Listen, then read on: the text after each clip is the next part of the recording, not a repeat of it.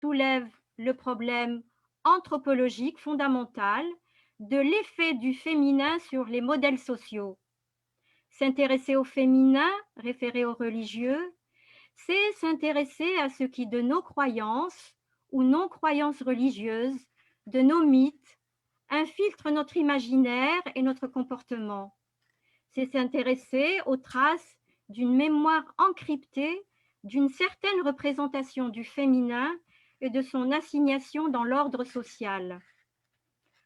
Alors, ce sujet, l'islam au féminin, je crois comprendre que le Coran, ainsi que des textes de la littérature tant profane que mystique, produite en terre d'islam, démontrent l'importance de la place accordée en d'autres temps à la composante féminine. Pour peu que l'on s'intéresse à ces terres d'islam dans leur dimension civilisationnelle, on est dans l'obligation d'admettre qu'il fut bien des époques où des figures féminines emblématiques justement, ont occupé toutes les fonctions, aussi bien d'ordre spirituel ou théologique que Yvonne, profane. tu veux bien suivre avec Elles nous? furent des souveraines, Hein? des mécènes, Tu veux suivre des avec nous? artistes et des poétesses animant des salons littéraires.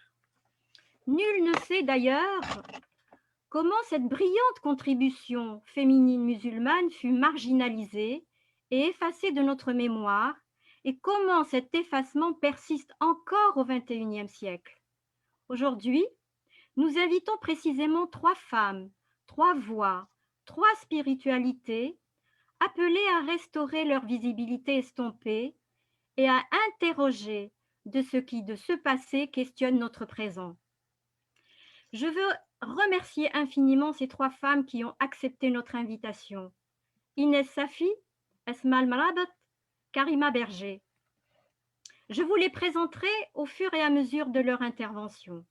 Vous pourrez ainsi saisir la singularité de la démarche de chacune d'elles. Par ailleurs, il vous sera possible de retrouver sur notre site leur biographie et leur bibliographie. Je ne doute pas d'ailleurs que cela suscitera chez vous l'envie de les lire et de les connaître un peu plus. Suite aux trois interventions, nous ouvrirons la discussion qui sera animée donc par Bruno Abdelhak Guiderdoni, qui est, comme on vient de vous le dire, donc il est directeur de recherche au CNRS et surtout il est membre fondateur de l'IFCM. En tout cas, merci à Abdelhak d'avoir accepté d'être notre discutant. Alors Inès Safi, il serait juste de la présenter comme une femme savante, pétrie d'une spiritualité lumineuse. Inès Safi est chercheuse en physique quantique au CNRS. Elle est diplômée de l'école polytechnique. Elle est enseignante invitée à Sciences Po Paris et elle est surtout internationalement reconnue. Ses théories ont inspiré plusieurs travaux dans le monde entier.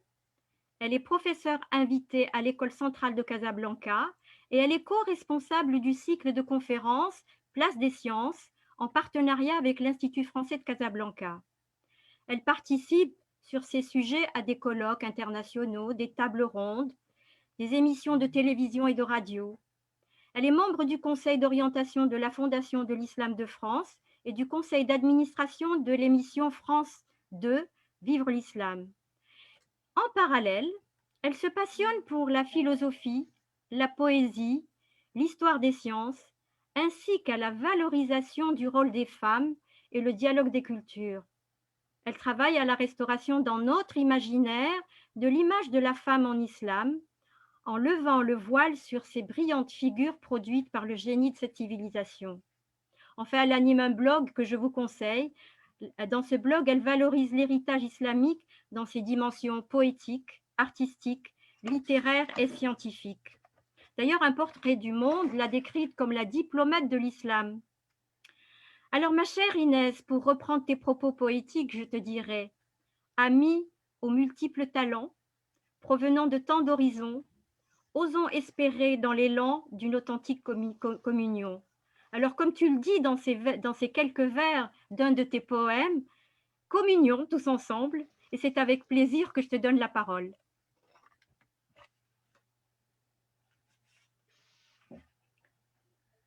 Merci infiniment, ma chère Zora, pour cette présentation étoffée, poétique, qui me touche énormément. Merci pour l'invitation, pour l'organisation de cette table ronde. Je me réjouis de la partager avec mes chers Asma et Karima. Merci à l'équipe de l'IFCM, à la tête de laquelle M. Kamel Kattan, pour leur accueil. Et voilà, je suis toujours très heureuse de pouvoir intervenir au sein de l'IFCM, même si cette fois-ci, c'est la première fois que j'interviens en ligne. Alors, je voudrais un petit peu préciser qu'effectivement, je dirais que toutes ces activités ont démarré il y a à peu près une douzaine d'années, parce que je me suis engagée dans des réflexions sur les articulations entre la physique quantique, la philosophie, la spiritualité. Et c'est là que je me suis rendu compte qu'en fait, le livre du monde et le livre de la révélation étaient bien plus beaux, plus riches et complexes que ce que suggérait la double vision que nous avons en général, qui est réductrice sur ces deux mondes et qui est malheureusement dominante. Et c'est dans le siège de ces réflexions, de ces questionnements que se place mon exposé en tant que femme de science de confession musulmane. Au cœur de mon cheminement, je suis inspirée par 4 caractéristiques fondamentales de la spiritualité islamique vis-à-vis des femmes. La première caractéristique, c'est l'égalité de la vocation spirituelle entre hommes et femmes, qu'aucune, à mon avis, des mouvances de l'islam ne semble avoir réfuté à travers l'histoire. D'ailleurs, c'est à l'être humain, à l'insan, sans distinction de sexe, que les messages d'ordre spirituel du Coran s'adressent. Et je rappelle à ce propos une parole prophétique, An-Nisa ou Shaqa'iqur Rijal, ce qui pourrait se traduire par les femmes sont les jumelles des hommes. La deuxième caractéristique qui est au cœur de la spiritualité, c'est la quête de l'unicité, at-tawhid. L'un se déploie dans la multiplicité et sa transcendance n'exclut pas son immanence. Et dès lors que l'essence humaine est une, la masculinité et la féminité sont de pure contingence. C'est ce qui est aussi exprimé dans un verset coranique avec force. Nous vous avons créé à partir d'une seule âme, min nafsin wahida. Cette nafs wahida, cette âme unique, serait aussi à l'origine, donc serait à l'origine du couple d'Adam et Ève, mais même du cosmos, selon un grand érudit, un maître spirituel, le Cheikh Al-Alawi, du début du XXe siècle, dont j'ai présenté un livre remarquable lors de son centenaire à l'UNESCO en 2015. J'ai alors souligné aussi que le Cheikh considère Adam et Ève comme des jumeaux qui sont nés de l'accouplement d'une étoile qui tomba amoureuse de la Terre. Ce qui traduit, ce qui symbolise le jeu du masculin et du féminin dans tout ce qui est. Ô rossignol de l'aube, que ton cœur jouisse de l'union à la rose, car dans les allées, tout est clameur amoureuse de toi, a écrit Hafid de Shiraz. Une troisième caractéristique liée à ces mariages cosmiques est que le désir d'union est symbole du désir de l'union avec le divin. C'est un thème qui est, par exemple, très développé par le grand cheikh andalou Al-Akbar, le plus grand Ibn Arabi, qui affirme que l'homme contemple dans la femme ce qu'il aime, un reflet de Dieu. La figure féminine, telle que Leïla, est souvent symbole de l'essence divine dans les poèmes soufis, comme le souligne aussi Éric Geoffroy dans son livre récent Allah au féminin. Il s'agit là, selon moi, d'une caractéristique importante face à la chosification, la réification dont souffrent l'amour et la sexualité de nos temps, qui sont coupés de leur profonde portée et valeur spirituelle, à la fois par ceux qui en font des actions qui sont à contrôler selon un code rigide, et d'autre part de ceux qui en font des objets de consommation libre et parfois même mécaniques ou mécanisés. La quatrième caractéristique est que la quête spirituelle de toute femme et de tout homme a pour but ultime la connaissance. Une connaissance qui se nourrit de l'amour et qui le nourrit à son tour. La connaissance est celle de la beauté de ce qui est. Et la beauté de l'être se réalise aussi par sa connaissance. Ainsi, aimer et connaître la création entière, issue justement de cette âme unique, est à la base du cheminement vers le retour à l'un, vers le tawhid. Maintenant, il y a eu tant de modèles inspirants de femmes qui ont, dès l'aube de l'islam, associé l'amour divin à la quête de la connaissance de l'unicité. Or, leur mode de connaissance ne s'appuie pas uniquement sur un texte écrit. Ces modes se déploient simultanément selon une dimension intérieure et des modes d'expression extérieurs d'ordre théophanique et qui sont sur les plans artistiques, poétiques, politiques, scientifiques auxquels tant de femmes ont participé activement. Et dans un tel contexte ésotérique, si riche, multidimensionnel, mues par la quête du tawhid, ces femmes ont été des actrices de premier plan à travers toute l'histoire de l'islam. Il y a eu des mécènes, des reines, des poétesses, des calligraphes, des érudites ou des muhaddithat, entre autres, c'est-à-dire celles des spécialistes de la transmission des paroles prophétiques, qu'on compte par milliers selon un recueil récent réalisé par exemple à Oxford. Il n'est pas aisé d'illustrer mon propos dans si peu de temps, tant le choix est difficile. Je voudrais juste attirer votre attention sur le fait qu'il y a beaucoup de mausolées qui sont dédiés aux femmes qui sont des guides spirituels, de l'Orient à l'Occident, de la Kabylie à l'Afrique subsaharienne, par exemple. 3 femmes sont considérées comme les protectrices de la ville du Caire. Mais je vais d'abord mentionner quand même en tant que femme de science quelques scientifiques qui sont quand même plus rares que les grands noms connus masculins qui sont mieux connus dans l'histoire des sciences. Je vais par exemple donner le nom de Soutaïta al-Mahamali qui a vécu dans la deuxième moitié du Xe siècle à Bagdad. Elle a été le sujet d'éloges de la part d'historiens tels qu'Ibn al-Jawzi, Ibn al-Kathib al-Baghdadi et Ibn Kathir. Elle excella dans la littérature, la science du hadith, la jurisprudence et les mathématiques. Et selon Samuel Scott, elle maîtrisa en particulier l'arithmétique et le calcul successoral. Elle aurait aussi inventé des solutions à certaines équations algébriques. Je mentionne aussi rapidement la Bana de Cordoba, au Xe siècle, là aussi, qui aurait résolu des problèmes ardus de géométrie, d'algèbre, et qui, grâce à ses talents littéraires, elle fut employée comme secrétaire du calife omeyyade de l'Andalousie, Al-Hakam II. Et je souligne, sans donner de nom précis, mais il y en a beaucoup, c'est dans le domaine de la médecine qu'on retrouve surtout plusieurs professeurs ou des chirurgiennes que je précise, elles ont affaire à la fois à des hommes et des femmes confondus, soit comme patients, soit comme élèves. Maintenant, c'est dans le rôle de guide spirituel de grande envergure que l'on a accès à une hagiographie élogieuse de femmes, par exemple les femmes du Xe et XIe siècle par le maître soufi Soulani, dans son ouvrage, en fait, qui parle de ces femmes d'une façon très analogue à ce qu'il fait dans un autre ouvrage, qui est une encyclopédie biographique qui s'appelle Tabarat al-Soufiyya. Dans ce livre, certaines de ces femmes sont qualifiées comme occupant le premier rang de leur époque, parmi hommes et femmes confondus. Elles fréquentent les érudits masculins et féminins, donc il y a une mixité. Ils peuvent être leurs professeurs ou guides. Et parmi leurs élèves, il peut y avoir leurs propres époux ou leurs fils. Alors, je voudrais maintenant faire une remarque, c'est qu'une fois, j'ai évoqué lors d'une table ronde ce livre de Soulani, mais une autre intervenante a commenté en disant que ce ne fut qu'un âge d'or restreint. C'est une forme de parenthèse qui aurait eu, c'est un peu à l'instar de ce qu'on attribue à l'essor scientifique, qui aurait été aussi très court. Or, le mythe de la décadence me semble un frein majeur à la recherche, car nous loupons par là des figures cachées dans l'ombre de nos préjugés.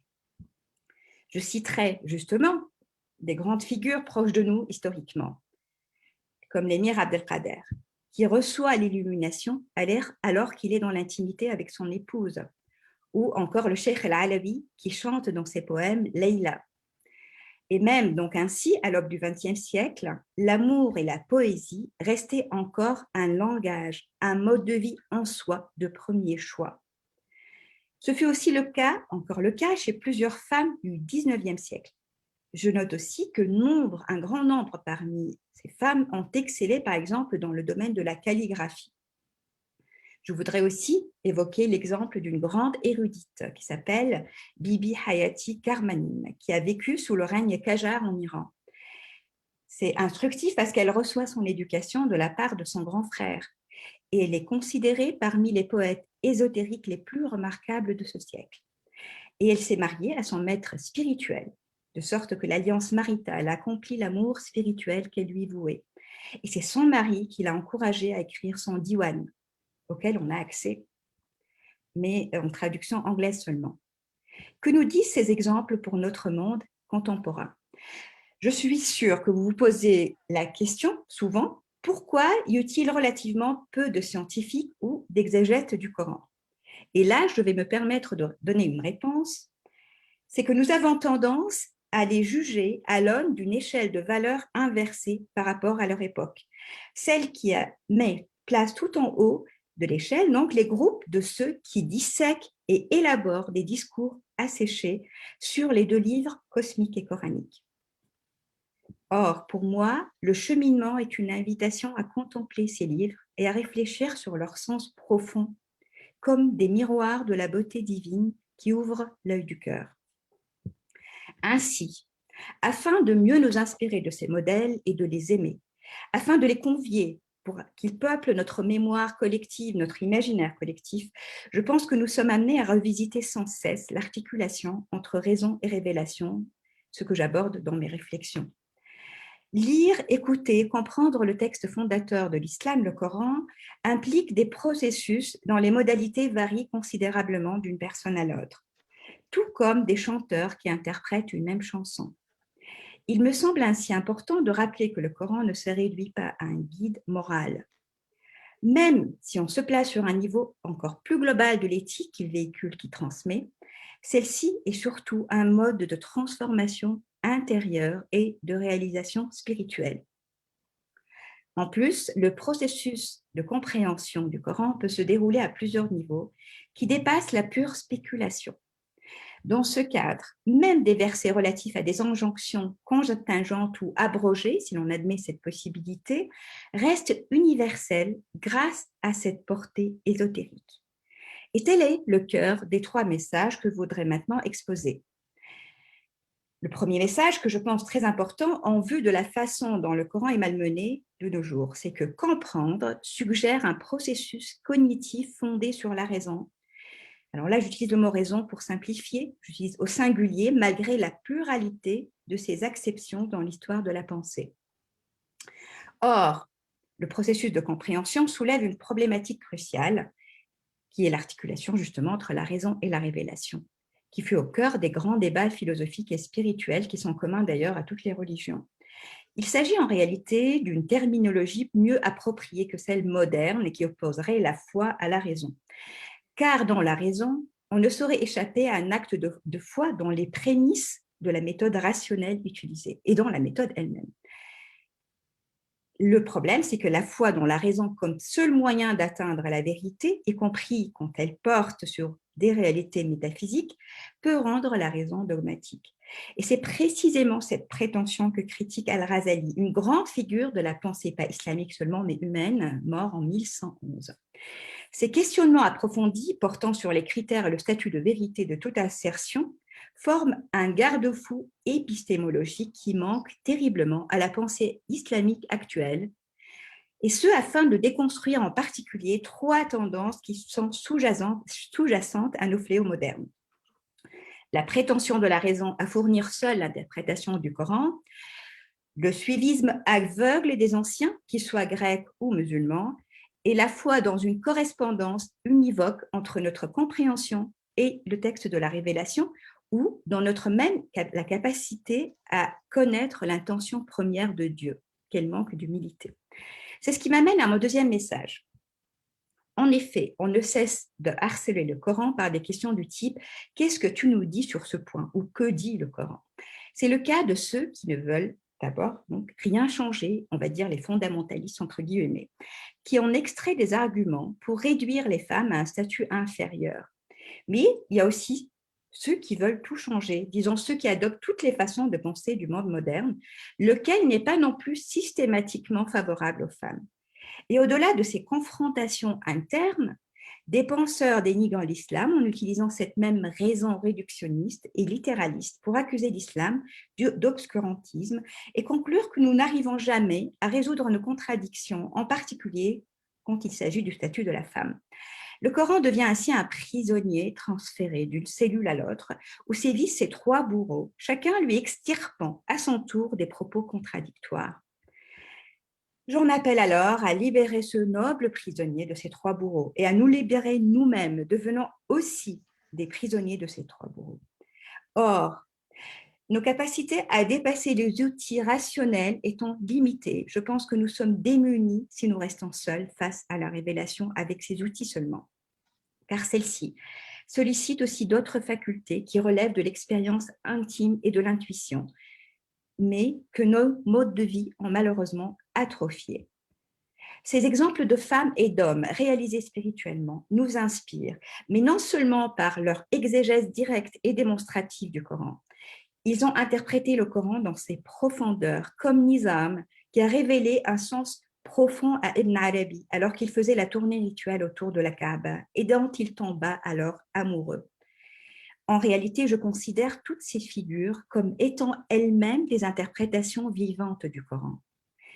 Dieu ne nous a pas accordé une parole figée pour toujours pour établir des lois immuables et se retirer par la suite.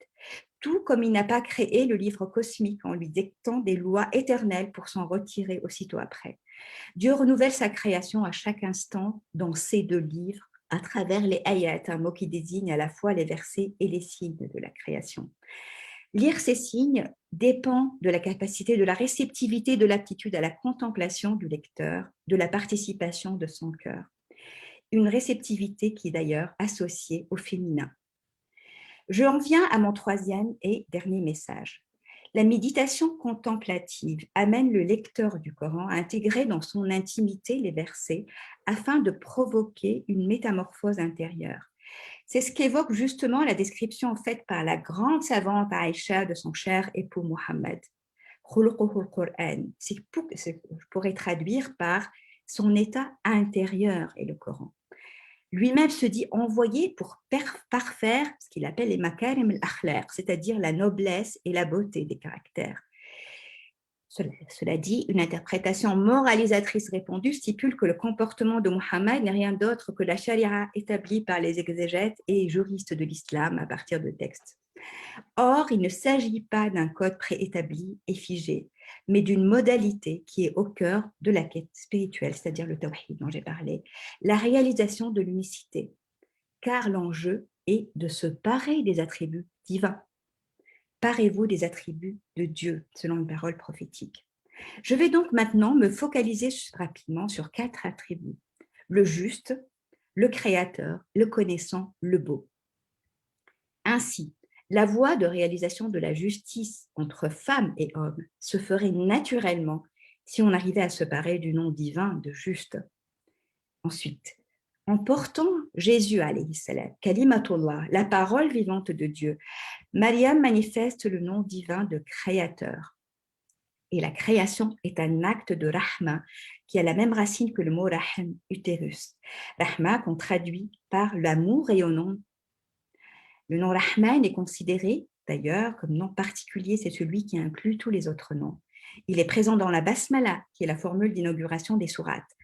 Et la création est aussi associée intimement à l'amour et à la connaissance, laquelle est symbolisée par le lait maternel que donne la mère de Moïse avec amour avant de le confier au flot. Et les hommes sont appelés eux-mêmes à devenir enceints de connaissance. Quand on vit ou quand on devient le Coran, qui est lui-même un langage respirant la beauté, et qu'on le récite joliment, c'est le nom divin de beau qu'on réalise en nous. Dieu est beau et aime la beauté. Allahu jamilun wa yuhibbul jamal. L'amour de la poésie, comme la poésie de l'amour, langage de l'indicible, ont toujours accompagné les grandes figures de l'islam, de Rabi' al-Adawi, en passant par Rumi, l'émir Abdel Qadir et jusqu'au Cheikh Alawi, dont j'ai parlé au début du XXe siècle. Or, la beauté est un attribut qui se déploie davantage à travers le féminin. Et la beauté est le pont de confluence entre la connaissance et l'amour. On aime la beauté et on désire connaître la beauté. Au-delà, tout l'art islamique, dans ses diverses expressions, fut inspiré par le Coran et cette aspiration à réaliser le beau dans tout ce qui est créé par l'être humain. Même l'intimité créée dans un riad richement décoré, contrastant avec la sobriété des murs extérieurs, est à l'image des sens profonds et cachés du Coran. Et tout comme l'amant est embelli par l'amour que lui voue sa bien-aimée, le Coran ne peut dévoiler sa beauté qu'à celle ou celui qu'il aime.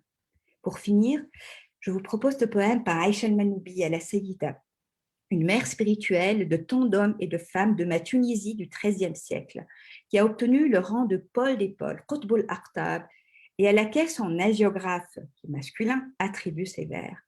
Ivre je suis, toute ma vie est dans ma mort, éperdue d'amour. À l'océan de l'amour, je me suis abreuvée. Par la porte de la proximité, je suis entrée. J'ai vu le royaume, en présence de l'aimé. Anéantis étaient les amoureux, puis l'aimé m'est apparu. À l'instant comblé, je fus. Et je vous remercie de votre attention.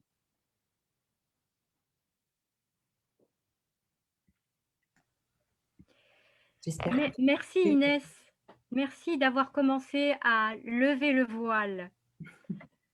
Alors maintenant, nous allons continuer avec Esma Al-Marabat. Esma, comme on vous l'a dit, est médecin, mais elle est aussi théologienne et chercheuse. Et elle fut en fait directrice du centre d'études Femmes et Islam au sein de l'institution religieuse Rabita Mohammedia des Oulémas du Maroc de 2011 à 2018. Elle est actuellement titulaire de la chaire Genre à la Fondation Euro-Arabe de l'Université de Grenade, et ça depuis 2018. Elle est depuis 2019 membre du comité scientifique de l'Institut national des droits de l'homme au Maroc. Mais elle n'est pas que ça. Esma Al-Marabat est une femme qui tente inlassablement de clarifier la confusion entre le message spirituel du Coran porteur d'une vision égalitaire des sexes et l'orthodoxie interprétative institutionnalisée qui s'est appliquée à la dévalorisation des femmes. Alors, chemin faisant, elle s'engage dans la difficulté et la complexité que suppose la relecture réformiste de l'islam. Et c'est pas simple. Elle souligne l'importance et l'urgence de la réinterprétation des textes religieux. Sa réflexion est essentiellement focalisée sur la relecture des textes sacrés à partir d'une perspective réformiste et féministe. Elle a à son actif une biographie que vous retrouverez sur notre site. D'ailleurs, son dernier ouvrage, que je vous recommande, publié en septembre 2020, s'intitule « Le prophète de l'islam et les femmes de sa vie ». N'est-ce pas tout un programme? Et c'est aux éditions Borer. Chers amis, nous sommes tout oui, et c'est avec bonheur et beaucoup d'intérêt que je vous donne la parole. À vous. Merci beaucoup, merci Zora pour ces mots qui me touchent. Merci aux organisateurs, merci à l'IFCM pour cette aimable invitation et je suis honorée de partager justement cette soirée avec de belles dames comme Inès et Karina. Alors, parler de l'islam au féminin, c'est évidemment toucher à cette question hypersensible donc de la question des femmes au sein de cette religion. Et je voudrais quand même rappeler juste rapidement que ce sujet-là transcende toutes les religions, parce qu'on a tendance toujours à focaliser sur l'islam. Croyez-moi, donc il y a une matrice commune d'une certaine discrimination envers les femmes qui est imposée par cette dimension justement institutionnalisée de chaque religion et non pas par la dimension spirituelle. Alors, mais le problème, c'est que c'est au sein de l'islam que cette question se pose avec le plus d'acuité. Eh bien, justement parce qu'elle cristallise toute la fragilité aujourd'hui de la question identitaire musulmane. Cette question qui est mise à mal par un cumul de traumatismes post-coloniaux, politiques, culturels, socio-économiques aujourd'hui contemporains qu'on vit.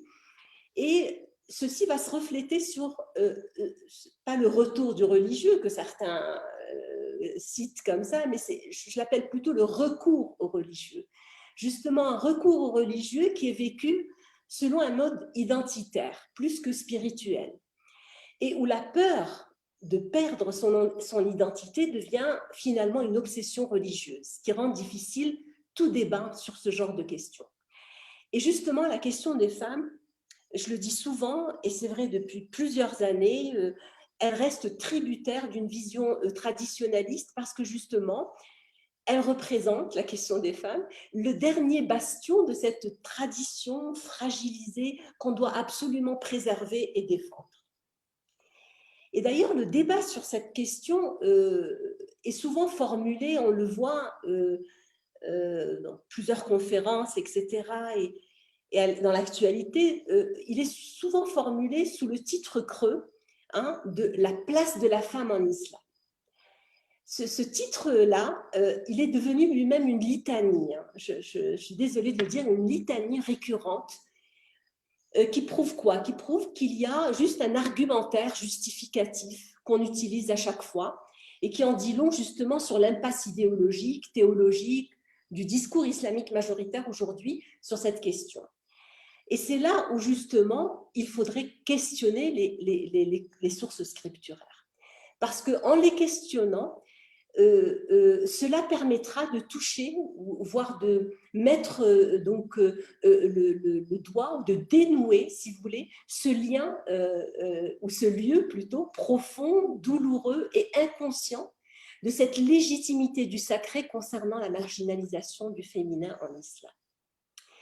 Alors, nous poser la question de ce titre, donc de cet événement aujourd'hui, de l'islam au féminin, c'est d'abord essayer de situer ce féminin au sein des textes fondateurs. Et les textes fondateurs, comme on le sait très bien, c'est le Coran en premier lieu et la tradition authentifiée du prophète. Commençons d'abord par nous défaire donc de cette formule de la place de la femme en islam, parce que tout simplement, il n'y a pas de place de la femme comme il n'y a pas de place de l'homme au sein du Coran. Le Coran est un message spirituel qui interpelle les femmes et les hommes au pluriel, nisa'an wa rijalan, en tant qu'être humain avant tout. Et donc, vous avez des formulations donc coraniques plurielles comme Al-Insan, Bani Adam, Bashar, Ayyuhannas. Et cette interpellation se fait au sein d'un universel commun, celui de la création divine justement sur terre, Khalqallah fil ard. Donc, le message spirituel est avant tout un appel universel au monde, la alamin, et où la part féminine, justement, a l'une des plus belles symboliques des 99 plus beaux noms divins que Inès vient de citer aussi, qui sont Ar-Rahman, Ar-Rahim. Parce qu'ils sont répétés, comme tu as bien dit, Inès, dans chaque sourate, dans chaque début de prière, etc., et dont l'origine étymologique, c'est la matrice utérine, et donc le lieu de la vie, finalement. Le lieu de la vie, le lieu de la source de la vie, et qui reflète cette part divine, cette part féminine du divin, qui lui-même est source de la vie et source de compassion. Au sein du message spirituel, justement, la représentation du masculin et du féminin, dans sa formulation Dakar et Unta, vont être présentes dans certains versets comme ceux relatifs à la création égalitaire, que Inès aussi a cité, celle de Nefs al-Wahida, donc tous les deux proviennent de cette essence commune. Elle va être formulée aussi sous la forme, donc, ou sous la formulation de la création des êtres vivants en pair, à travers ce complexe de Zawjiyya, qui est le miroir de toute la création, créée en pair. Et dans d'autres passages, on va retrouver ce Dakar et Unza, ce féminin et masculin, comme des réponses à des conjonctures socio-historiques cette fois, afin de gérer l'intimité de l'espace conjugal.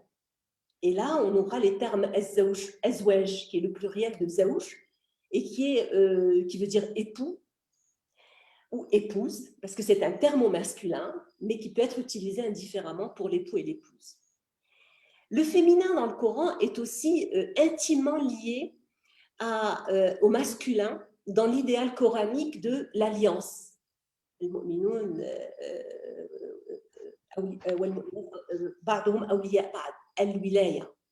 Donc alliés dans cet espace public pour l'intérêt général justement, al-ma'rouf. Et dans l'espace privé, ils seront partenaires dans cette harmonie basée sur des concepts magnifiques et très beaux et qui sont d'une subtilité incroyable et généralement utilisés en tant que métaphore, comme par exemple celui de libes,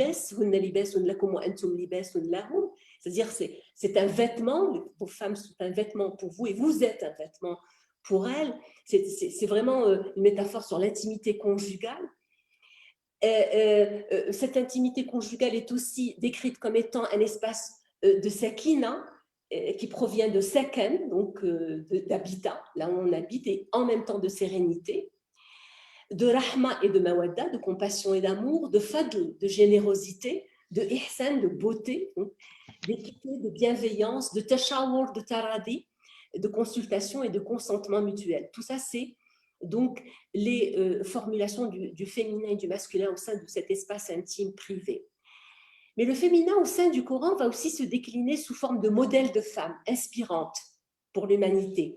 Et là encore, on ne retrouvera pas cette image qu'on a, un seul modèle ou une image monolithique d'un certain idéal féminin qu'on retrouve dans certaines images stéréotypées, aussi bien d'ailleurs dans la vision néo-orientaliste que celle d'un discours islamique patriarcale, à savoir d'une femme soumise, de la femme, donc c'est pas le pluriel, c'est la femme qui est soumise, qui est exagérément dévote, obéissante, ou celle parfois des clichés infantilisants que l'on retrouve au sein de certains manuels islamiques, décrivant la femme musulmane comme étant une perle, un bijou, une fleur qu'il faudrait protéger, défendre, sauver d'un éternel ennemi, etc. Le Coran n'a jamais parlé de la femme comme étant une fleur. On dit un bijou qu'il faudrait protéger. Bien au contraire, la diversité des modèles, elle est une scène comme avant tout d'ailleurs. Et bien au contraire, on aura donc une diversité de modèles féminins dont la symbolique plurielle est extrêmement intéressante. Donc, par exemple, je passerai très très rapidement sur celui de Bilqis, reine de Saba, que le Coran présenterait comme un modèle de gouvernance politique, une reine, une femme qui sait gérer son peuple avec un sens précis de la justice, de la sagesse et de l'intelligence. Il y a l'histoire complètement différente de Zulaykha, mariée mais très amoureuse du prophète Youssef. C'est l'histoire d'une femme qui symbolise les souffrances de cet amour interdit. Celui-là même, cet amour interdit, qui va à la fin lui ouvrir la voie à la lumière divine de la repentance de l'ego. Hein? Elle va dire qu'elle était le nafs al-amara bis-sou'. Et vous avez la mère de Moïse aussi, comme femme libre, mère courage, qui va donc avoir le courage de laisser son fils, etc. Donc, et qui va l'éduquer justement à être ce messager donc, libérateur donc, du peuple de Bani Israël. Et puis enfin, justement, cette image, ce modèle de Marie, l'intime de Dieu, c'est la seule qui est citée par son prénom dans le Coran, qui symbolise l'état le plus accompli du mysticisme féminin coranique. Puisque depuis sa création, depuis sa station spirituelle, depuis son maqam, elle a incarné le modèle accompli de la nubuwa. C'est une prophète, comme l'ont confirmé d'ailleurs de très nombreux théologiens. Avant d'être la mère de Jésus, elle a reçu la nubuwa puisque l'ange lui a parlé. Le Coran va aussi s'adresser directement aux femmes et répondre à certains de leurs questionnements, où le propos sera d'interpeller les femmes en particulier, ou bien il va répondre à des quêtes émanant émanant d'un contexte donné ou rétablir une injustice commise à leur encontre. C'est le cas par exemple du fameux verset sur les musulmans et les musulmans, les croyants et les croyantes, qui sera une réponse à la quête d'un certain nombre de femmes, plusieurs, qui vont venir directement se plaindre au prophète et poser cette question qui peut paraître aujourd'hui assez subversive et lui dire pourquoi nous, les femmes, ne sommes-nous pas évoquées dans le Coran comme le sont les hommes. Et donc, le Coran répond par ce verset où il y aura justement cette symétrie égalitaire donc du féminin et du masculin. Le Coran cite aussi des femmes muhajirat, c'est-à-dire celles qui vont s'exiler, qui vont être obligées de s'exiler, premières femmes qui vont fuir donc les exactions faites à leur rencontre. Le texte cite aussi les mubayat, c'est un terme qui désigne les femmes qui accomplissent la bay'a, qui est un acte politique, c'est un serment d'allégeance au prophète considéré comme le dirigeant de la communauté de l'époque. Et ceci était un véritable acte d'engagement politique demandé aux femmes de façon individuelle et personnelle et encouragé aussi bien par le Coran que par la tradition du prophète. Sans omettre de citer, bien sûr, dans la tradition du prophète, la contribution et l'importance de l'entourage féminin dans la mission prophétique et qui n'a pas été assez mise en valeur justement dans la Sira al-Nabawiyya. C'est dans toute la biographie donc, du prophète. Et bien sûr, tout le monde connaît le cas de Khadija, première épouse du prophète, avec qui il est resté quand même 26 ans de monogamie, dans un milieu tribal où la polygamie était la norme. C'est un modèle de mariage hors du commun. Hors du commun parce qu'il est à l'antipode même des normes culturelles qu'on a aujourd'hui dans certains pays arabo-musulmans.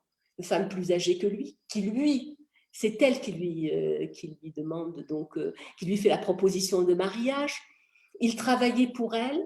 C'est une femme riche, noble. Elle le prendra en charge sur tous les plans, matériels, psychologiques, spirituels, depuis le début jusqu'à sa mort. C'est vraiment une histoire d'amour et de fidélité et d'une complicité extrêmement belle. Elle lui donne en plus une filiation de 4 filles, puisqu'il va perdre 2 garçons qui seront décédés, mais 4 filles, donc Fatem Zahra, la dernière, c'est elle qui va être à l'origine de la noblesse, donc de la filiation prophétique, au sein d'une tradition tribale qui, jusqu'à aujourd'hui, ne reconnaît la filiation qu'à travers la descendance mâle, et où ne pas avoir de garçons était synonyme de déshonneur. Et bien, le prophète va être le père de ces 4 filles, Aboul Banat, très fier de ces filles-là, et qu'il va adorer et il va exprimer cet amour, justement dans un milieu où l'expression de l'amour était une expression de faiblesse. Fatem Zahra, cette fille justement préférée du prophète, prénommée Abiha, la mère de son père, parce qu'elle était la plus proche, la mère de son père, parce qu'elle était plus proche donc sur le plan affectif de son père.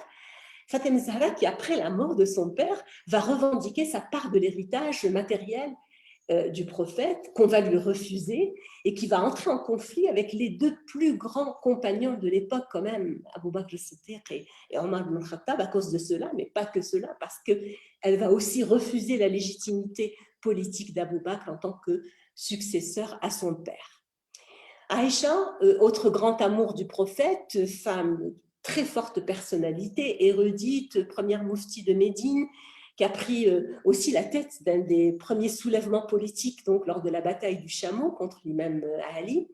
Rappelons que c'est à la veille de cette bataille, et ça c'est assez intéressant à connaître, qu'un des compagnons du prophète, Abu Bakr, et ce n'est pas Abu Bakr, donc c'est Abu Bakr, connu comme étant toujours ami et allié de Aïcha, va refuser justement de se joindre à elle dans cette bataille qu'elle avait contre Ali.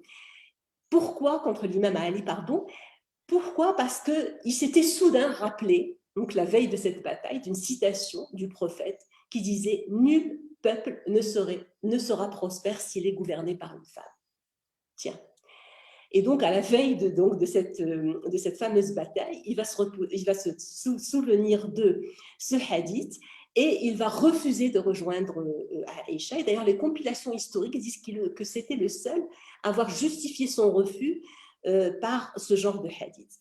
Ce hadith, c'est l'exemple type de hadith misogyne, il faut le dire, et qui ont été forgés politiquement, créé sur mesure justement pour dévaloriser l'engagement, l'intrusion de Aïcha en tant que femme dans cet espace public, notamment politique, et plus encore une bataille armée.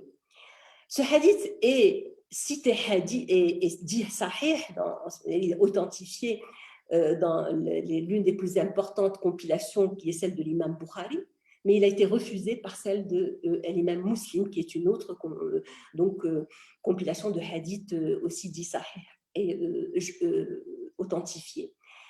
Ce hadith a été critiqué par de très nombreux ulémas, parce que les gens ne savent pas, donc très très nombreux ulémas, aussi bien classiques que contemporains. Et le problème, c'est qu'il sera la principale référence théologique à l'origine, jusqu'à présent, dans les discours islamiques, de l'interdiction faite aux femmes d'accéder à toutes les fonctions de gouvernance, de leadership, qu'elles soient religieuses, politiques, juridiques, juges, etc. Je passe très rapidement sur la récente encyclopédie Inès que tu as citée de Akram Nadwi, donc d'Oxford, qui nous révèle la présence de pratiquement 10 000 femmes entre le 8e et le 11e siècle. Alors, Akram Nadwi dit qu'elles étaient majoritairement traditionnistes, c'est-à-dire elles sont dans la tradition du prophète, mais elles étaient aussi faqihat, mufassirat, exégètes et enseignantes. Certes, ce n'est pas le seul ouvrage qui parle de ça. On a, bien avant, il y a eu Dahabi, Sakhawi, Nawawi, etc., qui ont recensé, avant donc justement le 8e siècle, donc au tout début, les 3 premiers siècles de l'Hégire, à peu près 500-800 femmes érudites. Mais le problème, c'est que cette présence est d'abord minimisée. Elle est éparpillée, ici et là, dans des ouvrages classiques, contemporains aussi. Mais elle est tellement marginalisée, tellement dévalorisée, que finalement, même si elles sont citées à l'intérieur de ces livres, ces femmes restent finalement structurellement absentes dans la mémoire collective musulmane. Et plus que ça, dans l'enseignement éducatif, car leur savoir n'a pas été officiellement transmis. Alors, où est donc passée cette contribution féminine ? Moi, je pense, et je suis d'accord un peu avec Inès, avec ce qu'elle dit, je pense que cette contribution, malgré le fait qu'elle a été marginalisée, eh bien, paradoxalement, je crois qu'elle a été le pilier de la pérennisation du savoir religieux. On a mis en sourdine la présence, le travail, l'apport de ces femmes, eh bien, tout simplement parce que c'est le propre du système patriarcal que d'invisibiliser historiquement les femmes, partout. Au sein du religieux, c'est encore plus flagrant. Donc, elles ont toujours été silencieusement présentes et toujours à l'œuvre, car sans elles, toute cette transmission du savoir islamique n'aurait pas pu se faire. Elles ont peut-être même parfois choisi le silence. Elles ont préféré rester au second plan parce que, exclues justement de l'espace public, elles n'ont pas eu d'autre choix. C'est ce qui prouve qu'on va retrouver dans de nombreuses compilations de très grands imams, très connus, comme ceux de l'imam Ibn Hajar, Al-Dahabi, Al-Baghdadi, Al-Zuhri, Shafi'i, Ibn Hanbal, Al-Suyuti, Ibn Hazm et tout ça. Ces érudits n'avaient pas un problème à citer le nom des femmes qui les ont enseignées. D'ailleurs, les fondateurs des 4 grandes écoles juridiques en islam, c'est-à-dire en islam sunnite, ont tous eu des femmes comme enseignantes. Mais pourquoi ceci n'est pas mis en avant aujourd'hui, par exemple ? Que s'est-il vraiment passé ? Franchement, je ne saurais pas le dire. Je crois qu'ici, il y a la nécessité d'une recherche socio-historico-anthropologique qui, à ma connaissance, n'a pas encore été initiée et qui nous fait cruellement défaut. Mais je me permettrai d'avancer juste très rapidement quelques éléments de réponse ou des pistes de réflexion. Je crois qu'il y a eu tout d'abord la résistance de la culture patriarcale au message spirituel de l'islam. Et cette résistance, elle s'est manifestée aussi bien au moment coranique, au moment de la révélation coranique, que sur le temps long de l'histoire de cette civilisation.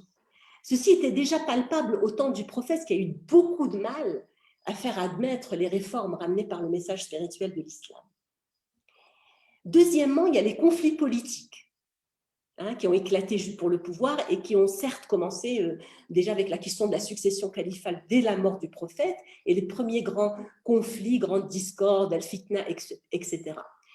Ces luttes politiques intestines pour le pouvoir politique ont fait émerger par la force des choses aussi une élite savante masculine et un savoir théologique qui vont par la force des choses après être institutionnalisés par les dynasties, d'abord omeyyades et puis abbassides. Les rapports de force de l'époque ont fait qu'il y a eu une véritable instrumentalisation du religieux par donc le despotisme politique et une cooptation d'une grande partie des oulémas au service du politique qui s'est faite concomitamment avec ce qu'on appelle la codification des sciences islamiques vers le 8e, 9e siècle, Asr Tadwin, et qui donc finalement était une affaire théologico-politique d'hommes. Et là, on comprend l'exclusion des femmes. Le savoir religieux, qui est un pouvoir, est devenu un outil justement de pouvoir que les femmes, et aussi certains hommes ou les mains, ne vont pas pouvoir ou vont refuser d'utiliser, et donc vont rester en marge de l'histoire officielle. Ce qui explique qu'on va retrouver les femmes musulmanes, plutôt elles vont se cantonner aux sciences du hadith, essentiellement la transmission rigoureuse de la tradition, etc., dans le soufisme bien sûr, mais presque inexistence dans le fiqh juridique et les sciences du tafsir, domaine privilégié du pouvoir et des rapports de force. Troisième point, le rôle justement de ces compilations interprétatives et juridiques des textes après avec les successeurs, les oulémas qui vont venir après, et qui ont eu un rôle dans la marginalisation des femmes qui sont absentes de cette codification officielle. Il n'y a aucun apport officiel des femmes dans l'exégèse, ni dans le fiqh. Et c'est là un élément clé dans la pérennisation de la culture de discrimination et de dépréciation des femmes et qui explique relativement le décalage existant entre texte et interprétation et réalité socioculturelle. Bien sûr, nous ne pouvons pas aujourd'hui délégitimer toute la richesse et l'importance, par exemple, de l'exégèse islamique des tafassirs parce qu'elle a été masculine à 100%. Non.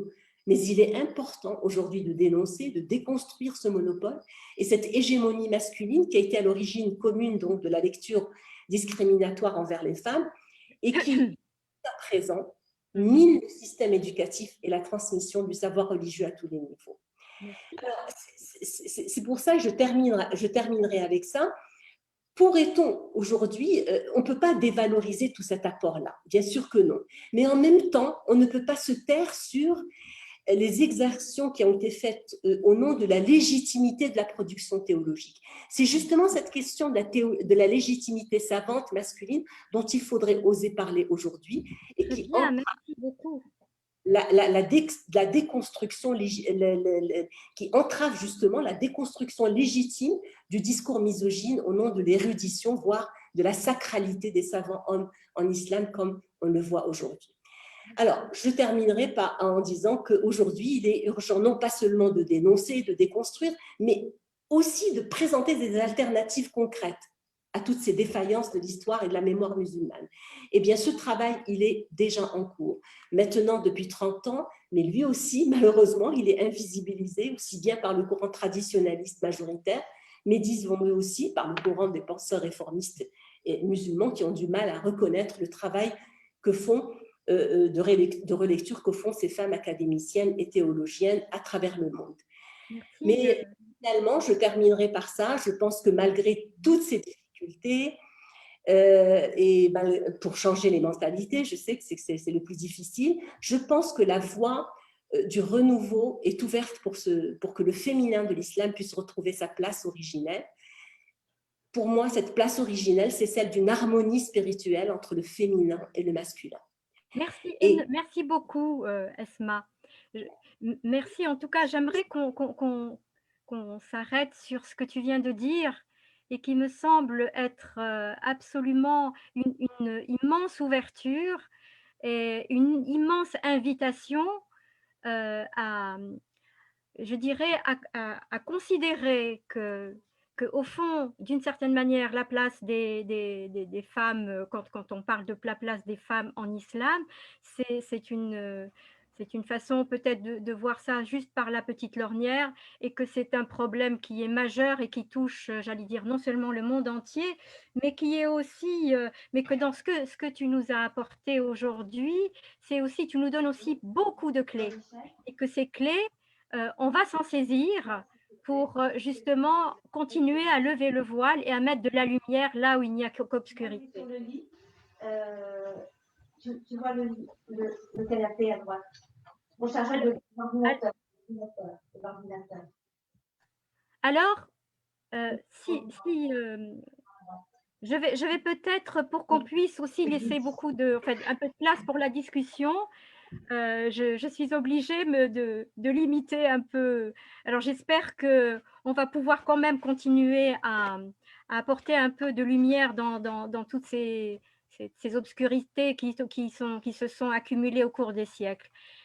Et je vais demander à Karima Berger, eh bien, de continuer à nous instruire sur toutes ces questions. Alors peut-être que Karima, en fait, pour vous dire un petit peu qui elle est écrivaine, elle est auteure de plusieurs romans et essais, tous inspirés par la double culture arabe et française de son enfance algérienne. Karima Berger est vice-présidente de l'association Écriture et Spiritualité, qui réunit des écrivains de différentes confessions religieuses. Dans Éclat d'Islam, par exemple, elle écrit « Je suis arabe et française, orientale et occidentale, musulmane et laïque, femme et écrivain ». L'image de l'islam est aujourd'hui pour elle une véritable provocation à penser la question de l'identité spirituelle marquée du sceau de son être féminin. Femme de deux mondes, femme de dialogue, cette dimension de Karima Berger, je vous invite à la retrouver dans ses livres. Avec d'autres femmes, elle a écrit Les Attentives, un dialogue entre, par exemple, une femme juive, Eti Elissoum, mais aussi avec une chrétienne, Christine Ray, Toi, ma sœur l'étrangère. Son dernier essai, je crois, mérite une attention toute particulière parce que c'est un essai sur l'hégire et elle ravive l'hégire du prophète en 622. Elle éclaire d'un jour nouveau l'exil d'aujourd'hui et ses capacités spirituelles d'enracinement. La démarche de Karima est métaphorique et poétique. Son écriture nous ouvre sur des mystères et des secrets. Elle nous propose dans son intervention de suivre les gardiennes du secret, une approche mystérieuse qui s'inspire de son prochain ouvrage, à paraître bientôt chez Albin Michel. Alors je vous propose de la suivre en mettant nos pas dans ses pas et en lui donnant la parole. Avec tout le plaisir que nous avons à t'écouter, Karima, c'est à toi. Merci beaucoup, Zahra. Merci pour cette introduction, merci pour cette invitation et merci à Inès et à Asma d'avoir commencé à adresser cette histoire des femmes en islam, mais qui est loin d'être achevée. Alors, je voulais vous parler de ces gardiennes du secret. L'année dernière, le musée de Roubaix, la piscine, a consacré l'année dernière une exposition de tableaux, de peintures, pour évoquer la grande figure de l'émir Abdelkader. C'est le portrait d'une femme qui ouvre le bal, un portrait du Lillois, Constant Brochard, et qui s'intitule Aïcha, la femme d'Abdelkader. Une jeune femme vêtue à la façon orientale, tableau visiblement conçu dans le seul fantasme du peintre.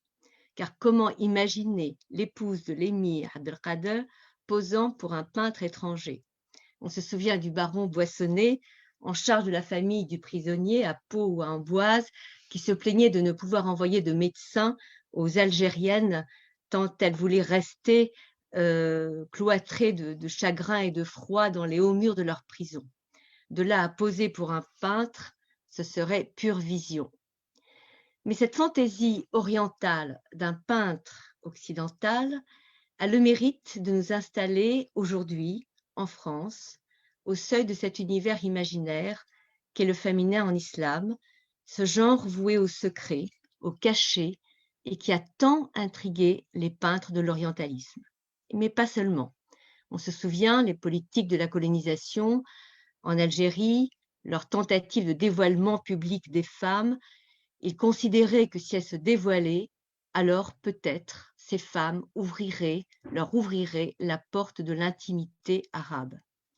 Cette économie complexe du voilement et de la séparation des sexes est une énigme qui trouble, qui égare.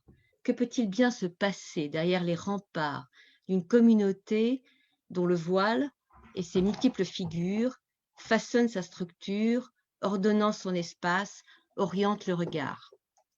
Je pense ici au tableau de Delacroix, femmes d'Alger dans leur appartement.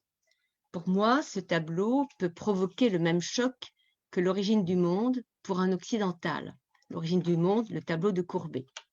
Ne peut-on pas considérer en effet ces femmes d'Alger dans leur appartement, le tableau de Delacroix, ce tableau comme une sorte d'intrusion, une sorte d'effraction, un premier viol de l'intimité musulmane et arabe. Ce tableau, femmes d'âge de leur appartement, date de 1834, 4 ans après le début de la colonisation française en Algérie.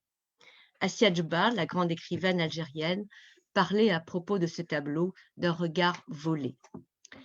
Je disais effraction, car les femmes, nous dit le Coran, sont les gardiennes du mystère ou les gardiennes du secret de ce que Dieu garde.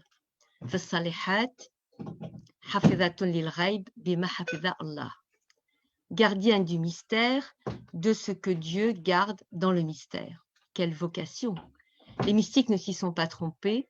Pour Jalal ad-Din Rumi, la femme est le rayon de la lumière divine.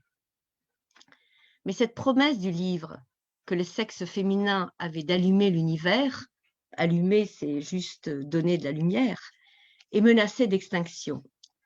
Ce que le genre féminin porte en sa singularité de continent, obscur peut-être, se meurt. Alors j'ai soif. Je vais à la source. Mais la source, elle est ensevelie. À la surface, je peux voir affleurer quelques filaments humides et brillants que trace l'âme du féminin. Vive, elle court sous les siècles de théologie, emplie de lois et de canons juridiques et de guerres et d'empires à constituer et à légitimer. Bref, l'histoire. L'histoire avec un grand H. Tout cela qui creuse des abîmes entre le dessein divin et les hommes, entre le prophète et ses successeurs, entre le livre et le monde, entre l'esprit et la lettre, entre l'homme et la femme, entre la grâce prophétique et la pesanteur anthropologique. Cette trace du féminin dans les textes, c'est comme des traces qui affleurent, mais ce sont comme des perles d'eau fragiles pour des pèlerines comme moi et comme d'autres qui veulent faire provision en ces temps de désert. Et ma mémoire coranique vibre sans cesse de ce verset sur lequel je ne cesse de faire halte. Les femmes sont les gardiennes de ce que Dieu garde secret. Nous avons été chassés du paradis, certes, avec notre compagnon, Adam, puis plus tard de la tente d'Ibrahim, Sidna Ibrahim, jetés au désert avec une petite gourde d'eau, puis nous avons été exclus de la science de Dieu, comme vient de le rappeler très brillamment Asma. Car qu'aurait été la religion de l'islam si les textes avaient été lus et commentés par des femmes? Le monde aurait sans doute tourné autrement. Ceci dit, on peut dire la même chose aussi pour toutes les religions. Les femmes n'auront pas de place dans la théologie des turbans, sinon comme gardiennes de leur sexe. À nous de relever le défi, de lire et de relire, c'est-à-dire de pratiquer. On dit pratiquer le din, mais on dit aussi, je veux le dire, pratiquer le verset qui exhorte à lire et à relire. Iqra kitabaka. En ce jour, lis ton livre et en ce jour, il te suffit d'être ton propre juge, nous dit la sourate, dans la sourate al-Isra. Et un hadith magnifique aussi, qui me sert un peu de guide, de lumière, nous dit « Chaque verset possède un sens apparent et un sens caché. » Et moi, je ne peux m'empêcher de lire et de dire que chaque verset, puisque verset veut dire signe, ayah, chaque verset possède un sens mâle et un sens femelle. l'émir Abdelkader sera celui qui m'autorisera à une telle liberté de lecture, car la lecture du livre saint à ses côtés est une véritable jubilation.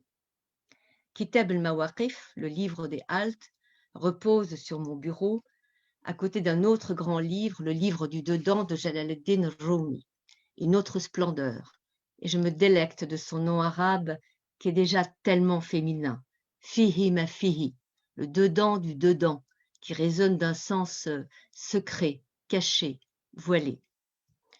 Je voudrais commenter ici le verset 34 de la sourate 4 Nisa, qui selon moi annonce le programme, la vocation, le dessein du féminin en islam. Fassalihat qanitatun hafizatun lil ghaib bima hafiza Allah. Si je traduis à la lettre, cela donne quant aux femmes vertueuses, salihat, qanitatun, de ce beau mot de qunut, dévotion, recueillement, pleine de dévotion, protège, hafizatun, protège ou garde le mystère, al-ghaib, de ce que Allah protège ou garde. Quant aux femmes vertueuses, on peut le traduire comme ça, donc quant aux femmes vertueuses et emplies de dévotion, elles gardent le mystère de ce que Allah garde. Mais cet énoncé magnifique se situe de façon très secrète au cœur même du verset 34 de la sourate 4, Nisa, niché entre deux autres énoncés beaucoup plus célèbres. Le premier dit, la première ligne du verset, les hommes sont supérieurs aux femmes, et puis il y a cette phrase que je viens de vous lire, et le troisième, c'est si elles vous désobéissent, battez-les. Je choisis à dessein ces traductions brutes et brutales, ces interprétations qui ont fait le tour du monde et qui ont fait loi. Heureusement, Esma nous a fait, par son travail remarquable, une déconstruction avec une patience extrêmement efficace et rigoureuse de l'interprétation de ce verset. Merci Esma. Mais quel mystère quand même que cette petite phrase enfouie, cachée presque, entre deux injonctions autoritaires et viriles, comme si elle semblait vouloir contenir cette puissance cachée des femmes. Je suis désolée, je vais faire une toute petite interruption car je n'ai pas la vision. Est-ce que je suis visible? Ça va? Je peux revenir à... Bon, alors tant pis si je reviens à mon texte. Excusez-moi. Pardonnez-moi. Alors, ce qui est intéressant, c'est de voir les traductions qui sont faites de ce verset. Je ne vais pas les citer, évidemment, mais je vous invite à aller voir toutes ces traductions de Jacques Berg, de Blacher, de Chouraki, de Maurice Gloton, pour citer que quelques-unes d'entre elles. Mais je ne résiste pas à vous livrer la traduction canonique, celle du roi Fahd d'Arabie Saoudite. Toutes les autres traductions sont très soucieuses de la langue arabe et de s'approcher au plus près du verset lui-même. Mais celle du roi Fahd d'Arabie Saoudite, qui fait loi, qui fait autorité, dit ceci. Les épouses vertueuses demeurent toujours fidèles à leur mari pendant leur absence et préservent leur honneur conformément à l'ordre que Dieu a prescrit. Alors je me demande si on a lu la même chose. Parce que quand je lis Fassalihat qanitatun hafizatun lil ghaib bima hafiza Allah, ont disparu les mots de ghaib, le mystère, le secret, substitution par l'absence. Pourquoi pas? Le ghaib peut aussi signifier l'absence, mais c'est l'absence avec un grand A, l'absence de l'impossibilité d'imaginer une figure de Dieu, c'est le samad, mais pas l'absence du mari. Et apparaissent les mots de mari, d'époux, de fidélité et de constance, parce qu'elles doivent être toujours fidèles. Apparaissent les mots de honneur, apparaissent les mots de ordre de Dieu, apparaissent les mots de prescrit. Alors, voilà, juste je voulais vous livrer cette traduction extrêmement orientée. Je pense que vous serez d'accord, mais on ne va pas s'attarder car il y a beaucoup de versets comme ça qui sont dont la traduction, dont l'interprétation est clairement du côté d'une recherche de domination de l'homme. Ce verset est donc plein de mystères et pour moi celui qui peut-être définit le mieux le statut du féminin dans le Coran. Ce qui est caché n'est pas nommé, donc ce qui est secret, ce qui est mystérieux, le ghaib, n'est pas nommé, mais ce qui doit le cacher est nommé et identifié comme étant les femmes. Alors, il ne s'agit pas de la fonction de gardienne d'un temple en dur ou de mosquée ou de sanctuaire, tout lieu dont elles sont d'ailleurs exclues. Il s'agit donc de quoi? Qu'est-ce qui doit être ainsi gardé, secret, protégé, caché, voilé? Alors, je fais appel à mon émir préféré, Émir Abdelkader, qui dans ses haltes 127 et 249 va nous éclairer.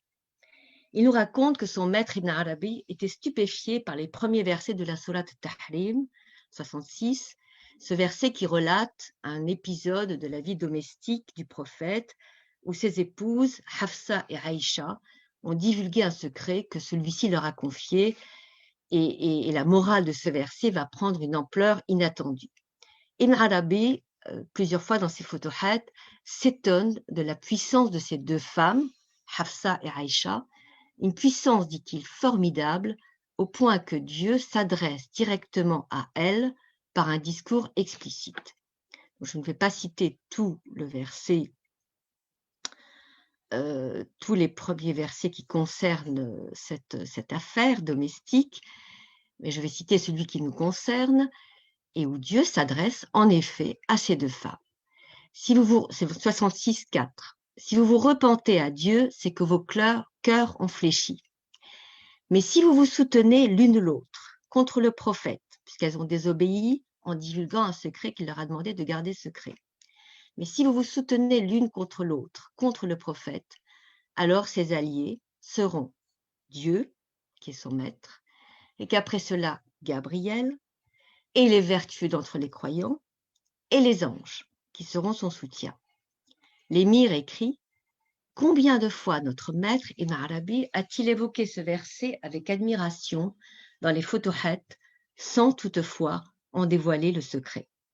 Il dit seulement: quel est donc cet ennemi si imposant, capable de contrarier le Très-Haut, au point qu'il ait besoin des armées des cieux et de la terre? Le maître Ibn Arabi ne dévoilera donc pas ce que Dieu lui avait dévoilé, mais c'est en rêve que le secret sera dévoilé à l'émir et qu'il va consigner dans ces deux haltes 127 et 249. 127 traduit par Max Giraud sous le nom de Le secret des femmes et le 249 qui va être traduit par Abdallah Penaud du degré ontologique de la femme. Les titres ne sont pas de l'émir. L'émir écrit: considère la place accordée à ces deux gentes dames, tu connaîtras alors leur puissance et tu sauras quel rang prépondérant elles occupent. Une telle coalition, Dieu en personne, Gabriel, de pieux croyants et l'ensemble des anges, opposés à deux femmes pour soutenir l'envoyé de Dieu, sallallahu alayhi wa sallam. C'est ici que l'on doit se souvenir du verset 34 dont j'ai parlé plus haut de la Sourate Nisa. Les femmes sont les gardiennes du secret de ce qu'Allah garde secret. Gardienne du secret confié par le prophète. Alors, bien sûr, on peut entendre ce secret de façon platement événementielle et réaliste, mais vous serez d'accord avec moi pour dire qu'ici, le sens symbolique s'impose. L'émir nous dit que ce mystérieux secret qui confère, je cite, une force inhérente aux femmes, tient à leur capacité de infial. Il dit: l'infial est le support où se manifeste l'activité qui est l'ensemble des noms et des attributs divins. Max Giraud traduit l'infial par une passivité réactive et Abdallah Penaud traduit par degré de la réceptivité, précisant que infial signifie à la fois puissance, passivité, réceptivité et plasticité. L'émir explique la qualité de Infial de la façon suivante. La femme en tant que telle est la manifestation du degré de la réceptivité, Infial, qui n'est autre que le degré des possibles. Or, ce degré est d'un rang admirable et excellent, car n'était la féminité, c'est-à-dire n'était cet Infial, les noms divins seraient demeurés sans effet et de ce fait ignorés. Ces deux femmes sont, dit-il, deux réceptacles parfaits de l'activité fondamentale, de la nécessité, car elles possèdent la perfection humaine. Elles réunissent les deux statuts de l'activité, elles réunissent les deux activités et de la passivité. Or, le genre féminin, en tant que support de production des êtres, est le plus proche du producteur principiel. Ces femmes sont les deux réceptacles, j'en ai parlé. Le statut de la passivité réactive, Infial, possède en fait, c'est toujours l'émir qui parle, une dignité immense, un privilège éminent, une valeur considérable. Mais le rayonnement de ces deux mawaqif, d'une richesse inouïe, révolutionnaire, libre dans son interprétation, dépasse à mon avis le statut des femmes et du féminin. Cette passivité, cette notion de réceptacle qui en d'autres temps aurait choqué mon féminisme tant celui-ci était aveuglé par sa rivalité avec la puissance virile des hommes, cette notion déploie aujourd'hui toute sa force, silencieuse, profonde, complexe. J'apprends ainsi pourquoi les femmes sont au monde, pourquoi elles sont là pour allumer l'univers, autrement dit, faire irradier sur le monde cette lumière qui baigne le secret dont elles sont le dépositaire. La puissance secrète de ces gardiennes ne se limite pas au genre sexuel des femmes, car il y a du féminin chez les prophètes. Les prophètes ne tiennent-ils pas tous dans cet état de réceptivité, de infial? N'adoptent-ils pas une posture féminine d'accueil et de réception puissante et active de l'expire divin et de son verbe?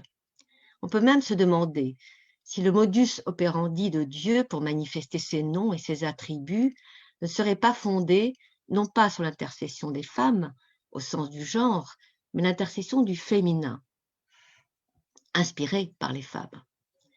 Car lorsqu'il accueille la révélation, le prophète s'offre, abandonné et soumis à Gabriel, qui déroule devant lui les lettres d'or des premiers versets révélés. Ces versets qui vont féconder sa vocation prophétique. Il adopte une posture que l'on pourrait qualifier de féminine et que l'on peut rapprocher d'ailleurs de celle de Marie lorsque l'annonciation par l'ange Gabriel lui est faite. L'expire divin exige l'abandon de soi, nommé en arabe de ce très beau mot tawakkul, ce mot qui me démange à chaque fois que l'on me demande la traduction du mot islam, c'est tawakkul qui me vient, car c'est peut-être pas la traduction littérale, lexicale du mot islam, mais sa traduction peut-être la plus puissante pour dire l'essence de cet islam, cette paix gagnée par un abandon absolu et confiant en son Seigneur. Donc un féminin caractérisé par un infial dont Dieu va user, instrumenter pour faire éclore les noms divins que nous sommes et réaliser en acte son annonciation. Porteuse, gardienne du secret, gardienne de l'hospitalité sacrée, l'initiation divine passerait-elle par les femmes et ou par le genre féminin? C'est vrai, le Dieu monothéiste se conjugue le plus souvent au masculin, mais ce sont le plus souvent les femmes qui engageront leur corps féminin pour témoigner du sacré. On pense bien sûr à la très belle figure de Marie et à sa mise au monde de Jésus, mais Khadija dont nous avons déjà parlé, l'épouse du prophète. Ce geste extraordinaire qu'elle a eu de rassurer le prophète sur la nature de la créature qui vient le visiter, vous connaissez le très beau récit qui est fait dans la Sira. Lui, l'homme Mohammed ne sait pas. Il est ignorant. Il est terrifié par cette apparition dont il ne sait pas si elle est angélique ou diabolique. Mais son épouse, sa plus intime, son secret, on pourrait dire, elle sait. Elle sait ce qu'il ne sait pas et qu'il ne peut pas savoir, n'étant pas porteur de cet infial, ce degré de la réceptivité qui pour l'émir est un degré admirable et excellent. Car les femmes savent mieux que quiconque. Gardiennes du secret, elles sont comme les auxiliaires de la révélation, j'ai envie de les appeler comme ça. Elles aident au sens de l'accoucheuse qui aide à la mise au monde de la manifestation de la révélation divine. L'émir, d'ailleurs, conclut une de ces deux haltes par cette déclaration: les femmes sont le lieu par excellence de la manifestation de la grâce divine. Oui, c'est bien. Leur capacité de faire retentir les vibrations du monde les instaure comme l'organe même de la perception divine. Et les mystiques ne s'y sont pas trompés en choisissant la figure féminine comme le support de la contemplation. Khadija, premier musulman. L'intervention de Khadija a été déterminante dans la révélation, ce qui nous autoriserait peut-être même à conclure qu'il n'y aurait pas eu Khadija, que l'islam, en tout cas, repose sur la parole d'une femme, plus précisément sur son savoir ou sur le secret qu'elle détient, qu'elle protège. Mais bien entendu, nous sommes toutes d'accord ce soir, il ne faut pas compter sur les théologiens mâles pour affirmer une telle vérité. Je ne voudrais pas terminer sans... Pardon, j'ai juste encore peut-être 2 minutes, je ne vous vois pas, donc je suis un peu... C'est pour ça que j'ai le mauvais rôle. Voilà, j'ai terminé. Je voudrais juste peut-être parler de Hajra, de Hagar, qui est un mystère, c'est le grand Reib, ce mystère que représente cette femme dont on ne parle jamais, qui est l'exilée, le Hajra. Hajar, celle qui a été abandonnée au désert avec son fils Ismaël, la fuyarde, la fugitive. Hein. Elle est considérée comme la mère des Arabes, celle qui a fondé avec Ismaël la filiation abrahamique des futurs croyants musulmans. Le prophète a dit d'elle que Dieu prenne en miséricorde notre mère Hagar. Pourtant, son nom n'est ni dans le Coran, ni n'a de postérité dans le prénom des petites filles de l'islam. Son bannissement est un blanc dans l'histoire, et ce blanc, ce Reib, l'enveloppe comme un linceul. Hajra, Hagar, il faudrait un livre entier sur elle. Mère des Arabes, elle est considérée comme la mère des Arabes. Nous avons le devoir d'éclairer le mystère de cette figure de l'absence, ce Reib dans l'histoire des femmes, 2 fois banni. En attendant de découvrir d'autres mystères, d'autres secrets, il y en a encore beaucoup, mais il faut aller les chercher loin dans la source. Je vous propose, pour finir cette table ronde, de garder au cœur cette parole de l'émir qui admire, dit-il, la formidable puissance des femmes attestée par le Coran. Et je terminerai par cette interpellation de la théologienne Marie-Madeleine Davy qui dit « Privé de divin, l'homme est mutilé ». Et je dirais, privé des femmes, les hommes, et peut-être même les prophètes, les hommes sont mutilés. Voilà, je vous remercie. Merci Karima, je suis désolée, j'ai le mauvais rôle, alors je suis Non, mais- obligée de vous contraindre. Je vais passer d'ailleurs sans plus attendre la parole à Abdelhak Guiderdoni, voilà, qui va être notre discutant et puis qui va, je suis sûre qu'il y a beaucoup de questions, je suis sûre que ça donne à penser. Et donc, Abdelhak, je te donne la parole et à toi maintenant d'essayer de, je dirais, prendre le maximum des idées qui t'arrivent et d'en faire quelque chose pour que aussi on puisse continuer à discuter. Merci. Merci Zora, merci beaucoup Inès, Asma et Karima pour ces 3 magnifiques interventions si profondes, si riches. On vous a écouté avec beaucoup de plaisir, mais aussi vous avez réussi à stimuler notre intelligence en montrant la complexité, la richesse, la beauté de cette problématique. Et on est très heureux de vous avoir accueillis toutes les 3 ici à l'IFCM virtuellement, en espérant vous voir un jour physiquement dans nos murs. Alors évidemment, il y a plusieurs questions qui sont arrivées. J'essaie de faire un peu une synthèse en attendant d'autres questions qui arrivent aussi. Il y a une première série de questions sur le Coran, bien sûr. Quels sont au fond les versets qui posent problème et qui fondent une pratique discriminatoire vis-à-vis des femmes? Je résume plusieurs questions qui tournent autour de ce point-là. En écoutant Asma, on a bien compris que la question de l'interprétation était fondamentale, qu'il y avait des lectures du Coran, hein, on pouvait lire de façon complètement différente le même verset. Ça a été montré de façon magnifique par Karima à propos de ce verset de la sourate 4. Comment peut-on arriver à se débarrasser de ces lectures discriminatoires qui sont marquées par leur époque, finalement, un contexte théologique et surtout politique totalement différent de celui dans lequel nous vivons actuellement? Alors, quelles seraient les pistes pour faire comprendre que certaines interprétations sont révolues? Est-ce que c'est un problème de traduction et de tafsir, donc de commentaires et de traduction du Coran?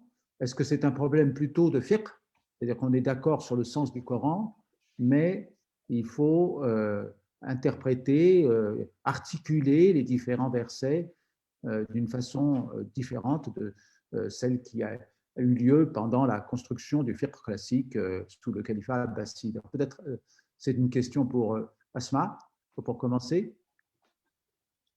Il faut activer le micro, voilà. Oui, voilà. Parce qu'on n'a pas beaucoup de temps, malheureusement. Hein. Oui, d'accord, je vais essayer d'être très, très brève. Il faut, en fait, oui, il y a des versets qui posent problème aujourd'hui, on le voit, et qui sont chaque fois répétés, chaque fois qui ressortent donc partout et qui sont pratiquement toujours les mêmes. C'est la question donc soit de la polygamie, soit du divorce, soit de la qiwama comme supériorité donc de l'homme sur la femme, les questions de l'héritage. Donc des questions qui posent problème au niveau de l'interprétation. Or, si on continue avec cette approche-là que j'appelle l'approche traditionnaliste, parce qu'en fait, qu'est-ce qui s'est passé dans l'exégèse et dans le fiqh, c'est qu'on a finalement, sur plus de 6230 versets, on a réduit toute la problématique, donc justement, socio-historique, j'appelle socio-historique, donc où le Coran répondait à des demandes donc de l'époque et qui étaient le mariage, le divorce, etc. Et bon, ils ont réduit toute cette problématique-là à ces versets-là, 5 ou 6 versets qui ont fait finalement la réputation de l'islam aujourd'hui et qui font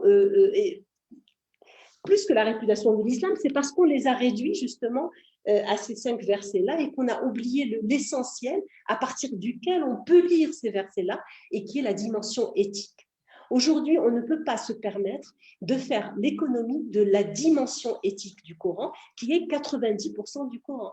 Il faut relire tous ces versets à la lumière de cette dimension éthique qui parle de la raison, de l'aql, qui parle de l'ilm, qui parle de la rahma, qui parle de l'irtilaf, qui parle de l'égalité justement, qui parle de la justice, l'adl. Donc, toute cette dimension éthique de l'akhlaqiyat qui est passée, qui a été marginalisée, doit être aujourd'hui revue.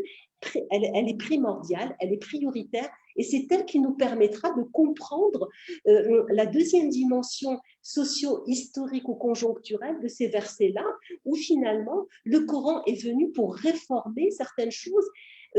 Il les a peut-être pas changées dans la forme, mais dans le fond. Je sortirai la question de la polygamie. Elle existait, mais il l'a conditionnée avec la justice jusqu'à la rendre pratiquement impraticable en disant vous ne pourrez pas être polygame même si vous le voulez, donc restez monogame, etc. Parce que l'adl, c'est la condition primordiale. Donc vous avez toute la question du mariage qui n'a pas changé par rapport au mariage, la norme donc, du mariage avant dans la jahiliya, mais dont il a c'est-à-dire qu'il a changé la forme et les finalités qui sont, comme je l'ai répété, en décrivant donc cette intimité comme étant celle de la compassion mutuelle, de tashawur, de la rahma, de la sérénité, de la sakina, etc. C'est des choses qu'on ne voit pas dans le fiqh. Et dans le fiqh, qu'est-ce qu'on voit? Et dans l'exégèse, qu'est-ce qu'on voit? On voit l'obéissance absolue de la femme à l'homme, moyennant la nafaqa. Et c'est quelque chose qui est absolument absente dans le Coran. On l'a interprété à partir du verset justement que Karima a magnifiquement donc décrit, 4.34, où etc. Et donc on a sorti de ce verset, on a oublié justement tout le passage de beauté dont elle a parlé, et on s'est focalisé sur ce verset en disant la qiwama finalement c'est la supériorité des hommes, et donc bima anfaqu c'est donc la nafaqa, et donc qanitat comme elle a dit, pas dans les traductions, dans les interprétations classiques, Ibn Kathir jusqu'à Al-Qurtubi, al-qanitat ça veut dire obéissante à son mari. Or ce n'est pas ce que veut dire le terme justement. Donc, vous voyez qu'il faudrait complètement changer l'approche qu'on a donc, du texte coranique pour pouvoir un petit peu déconstruire cette interprétation patriarcale. Je citerai aussi, par exemple, l'exemple très flagrant, c'est celui de la création égalitaire à partir de Nafs al-Wahida, qui est très clair dans le Coran. Il n'y a ni péché originel, ni femme créée Ève de créer de la cote donc subalterne, etc. Mais dans tous les tafassirs classiques, c'est l'interprétation biblique et hébraïque qu'on va retrouver. C'est incroyable, mais c'est du copier-coller et qu'on ne retrouve pas dans le Coran. Et ce mythe de la misogynie universelle, de la création de Ève à partir d'une côte d'Adam, qui a été repris dans le hadith, bien sûr, mais qui est inexistant dans le Coran, et ben, elle va être la base justement de l'infériorité des femmes à travers toutes les interprétations qu'on voit. Il y a beaucoup d'autres exemples, mais je n'ai pas le temps de rentrer dans…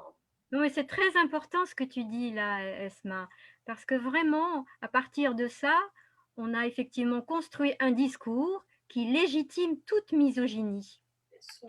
Mais bien sûr. C'est vraiment très important. Mais bien Alors sûr, que ce n'est pas dans la tradition ni dans l'islam, c'est surtout ça. Non, le texte fondateur du Coran est un texte sur la création complètement égalitaire. Oui, complètement. tout à fait. Oui, j'ai bien compris. Les Merci deux beaucoup. sont créés à travers de Nafs al-Wahida. Alors justement, pour continuer là-dessus, sur cette symétrie entre la création de l'homme et de la femme, à partir de l'âme unique, du mâle et du femelle, je voudrais qu'on revienne, parce qu'il y a des questions à ce propos, sur la notion de passivité et d'activité. Voilà, l'homme est considéré comme actif, la femme est passive, mais on a bien compris, et ça a été dit par vous trois, je pense, que tout est relatif en quelque sorte, et que le prophète lui-même, alayhi salatu wassalam, qui était actif vis-à-vis du monde, aussi il est passif vis-à-vis de Dieu. C'est-à-dire que l'activité et la passivité sont deux valeurs qui sont égales en quelque sorte, tout en étant évidemment diamétralement opposées, mais il n'y en a pas une qui est meilleure que l'autre. Tout dépend du contexte dans lequel on se situe. Alors, je voudrais juste corriger. J'allais alors venir à la question pour Inès, parce que c'est quelque chose qui a été évoqué justement par vous trois, mais aussi par Inès, cette symétrie entre de l'amour, par exemple, entre l'amant et l'aimé, qui est passif, qui est actif, la contemplation de Leïla, qui est passif, qui est actif. Alors, peut-être que Inès pourrait un petit peu développer ce point qui était dans son… Oui, je voudrais d'abord remplacer le mot passif par réceptif. C'est pas la même chose. C'est très compliqué quand on a des mots issus de la tradition spirituelle de trouver l'analogue. Et d'ailleurs, tu sais très bien que René Guénon a insisté là-dessus, sur la problématique du vocabulaire. C'est comme quand on parle de texte sacré, il n'existe pas de mot texte sacré tel quel, en tout cas en arabe, ni de guerre sainte, etc. Donc, la réceptivité, effectivement, je pense que ce que j'en ai compris, c'est que on a un couple et que le rôle de réceptifs. Donc, on peut avoir, par exemple, on va dire le ciel et la terre. La terre, on peut dire que c'est réceptive, mais la terre peut à son tour, dans un autre couple, devenir active. Donc, ce ne sont pas des rôles qui sont figés.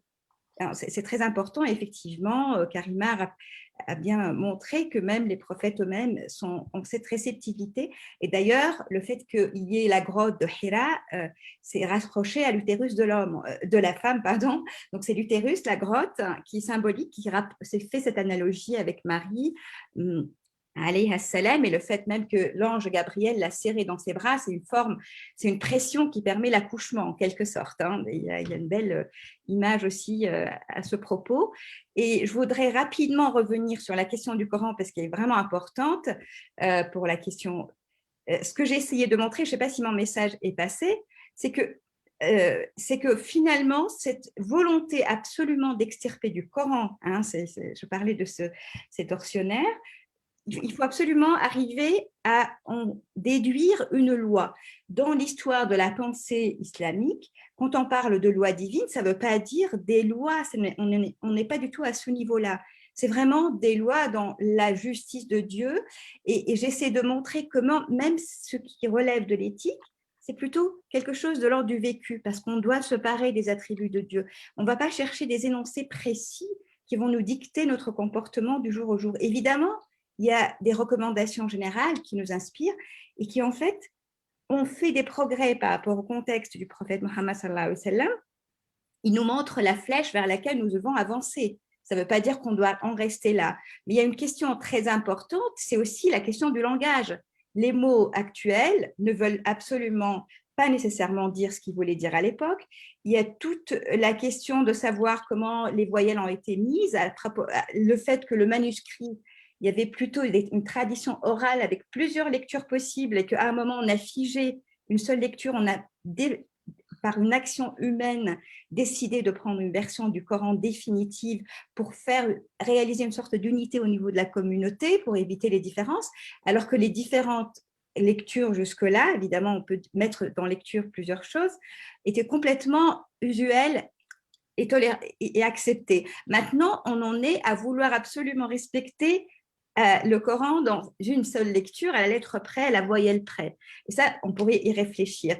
Et j'aimerais aussi, je n'ai pas voulu trop citer Ibn Arabi, mais il nous donne un conseil à propos du Coran, c'est que en fait, ce qu'il nous dit, c'est que plonge dans l'océan du Coran si ton souffle est assez puissant, et sinon, borne-toi à l'étude des ouvrages qui en commentent le sens apparent, mais n'y plonge pas, tu y périrais. Donc, je pense qu'on risque de périr si on continue ainsi à vouloir rester à ce stade. Et d'ailleurs, il parle aussi de ce connaît la valeur du Coran, celui qui a goûté. Et donc, en fait, c'est pour ça que je disais qu'on était un peu démunis avec les outils rationnels, si on cherchait absolument toujours à sortir quelque chose du Coran et à lui accorder ce statut, parce qu'il est d'abord un livre, c'est ce qui nous accompagne dans la réalisation spirituelle.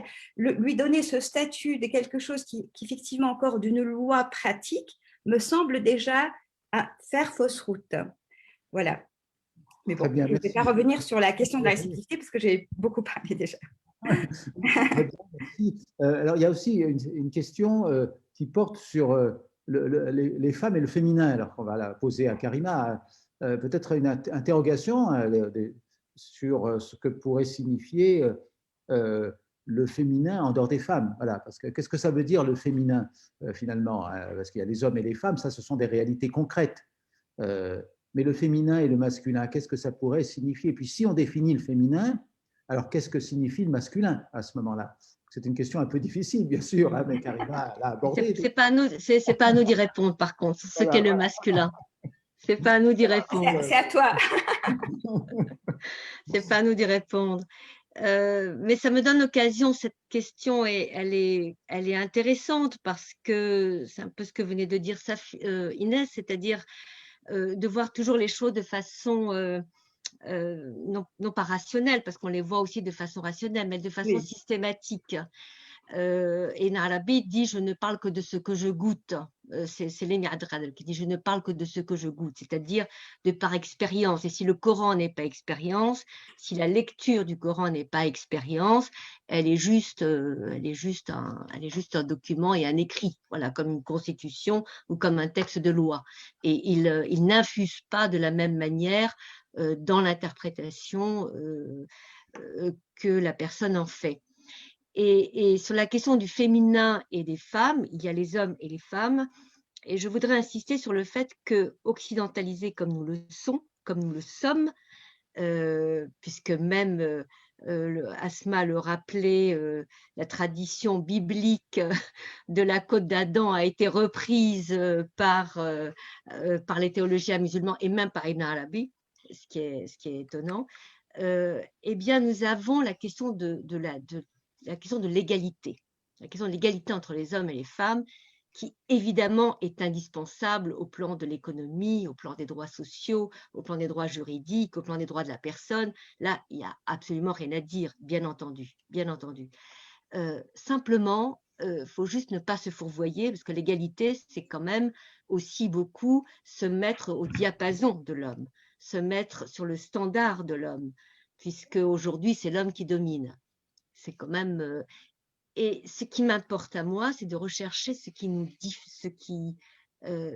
constitue cette différence entre hommes et femmes. Alors, il y a notre sexe, et puis il y a peut-être une posture, il y a peut-être un état d'esprit, il y a peut-être une façon de voir, il y a peut-être cette infirelle, justement, cette passivité réactive, cette réceptivité. Et c'est celle-là qui me paraît appartenir aux femmes, peut-être pas à toutes les femmes d'ailleurs, et peut-être courir aussi parmi les envoyés, parmi les prophètes, et parmi certains hommes qui sont même aussi, je dirais, pas seulement les hommes, mais certains, enfin, au niveau des croyants, la notion de tawakkul qui fait appel à cette notion d'abandon, cette notion d'abandon confiant, qui est pour moi une attitude inspirée par le féminin. Quant au masculin, je vous laisse, Abdelhak, essayer de le travailler pour une prochaine conférence, Inch'Allah. Abdelhak, je vais encore sévir en disant, il nous reste à peu près un quart d'heure. Oui, une dizaine de minutes, on va arrêter à 21h. Moi, désolée, bien désolée. Oui, non, mais il faut être sérieux, donc 21h, et on espère... Si je me permets juste de enchaîner. Karima, tu as montré tout à l'heure, tu as parlé du tableau de la croix, et je ne peux pas m'empêcher de montrer le tableau de Picasso qui déconstruit je ne sais pas si vous le voyez, c'est le tableau le plus cher en fait maintenant. Il a été vendu aux enchères. Bon, je n'arrive pas à partager, donc je vais prendre du temps. Tu le connais, ce tableau qui déconstruit? Oui, bien sûr. Ensuite, par rapport à ce que tu viens de dire, effectivement, ça résonne tout à fait avec ce que je pense moi-même. On n'est pas dans l'égalitarisme. Il y a un point qui me paraît très important, qui est la dérive écologique, la catastrophe écologique, qui, à mon avis, a fait… Alors, quand à un moment, je disais que notre échelle de valeur était inversée, c'est-à-dire que le rôle, on va dire, classique, courant des femmes, en tant qu'éducatrice d'ailleurs, elle est dans la transmission, elle est dans la poésie, elle est dans la littérature, d'ailleurs comme tu l'es parfaitement.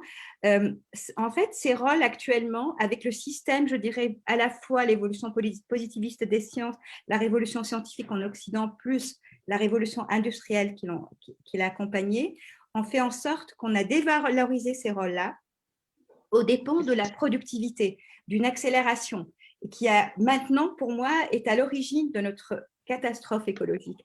Et donc, le fait de réhabiliter ces fonctions qui sont majoritairement féminines, comme on trouve beaucoup de maîtresses, on trouve donc beaucoup de poétesses, etc., comme je parlais de calligraphes.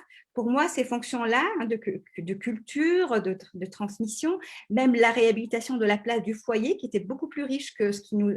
Ça aurait été bien d'ailleurs pour notre confinement d'avoir des foyers aussi riches que dans certaines contrées dans le passé.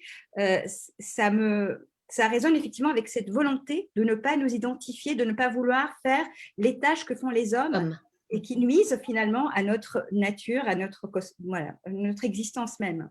Tout à fait. Je n'ai même pas besoin de poser des questions puisque je voulais justement terminer sur cette question. Asma veut dire.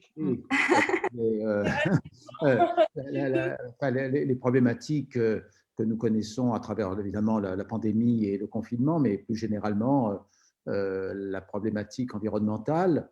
On a beaucoup dit que c'était une certaine façon, un certain rapport à la nature qui était toxique et qui venait peut-être d'une masculinité toxique.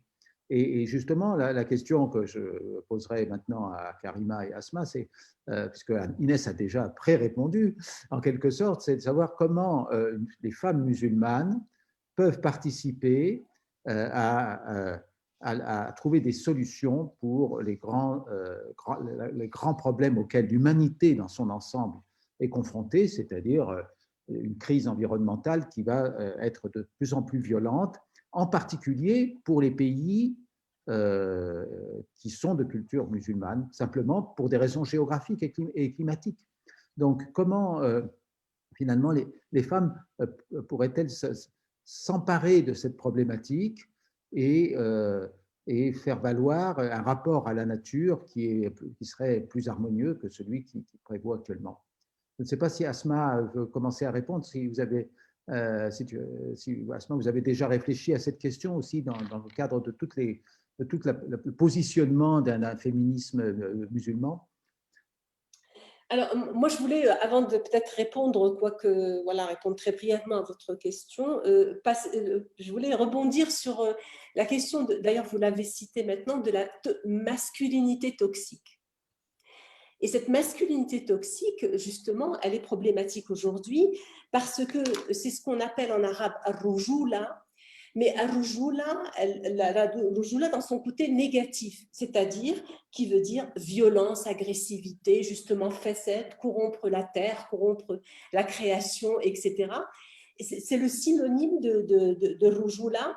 Aujourd'hui, dans la société arabo-musulmane, être rajel et faire preuve de rujula, de masculinité, c'est absolument le contraire de ce que propose le message spirituel de l'islam par rapport à rujula positif, que je vais appeler positif. Pourquoi? Parce que ce qu'on retrouve dans le Coran comme synonyme de rujula, dans le terme de rijal, ça veut dire la responsabilité, être vertueux, être honorable, et ce sont des qualités qui n'ont rien à voir avec le sexe biologique. Chevaleresque.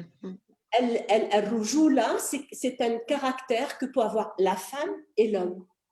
D'ailleurs, dans des dictons très marocains, on dit wahadik al-mara rajul. Et ça ne veut pas dire qu'elle est homme dans le sens biologique, ça veut dire qu'elle a le sens de l'honneur, le sens de l'klma, etc.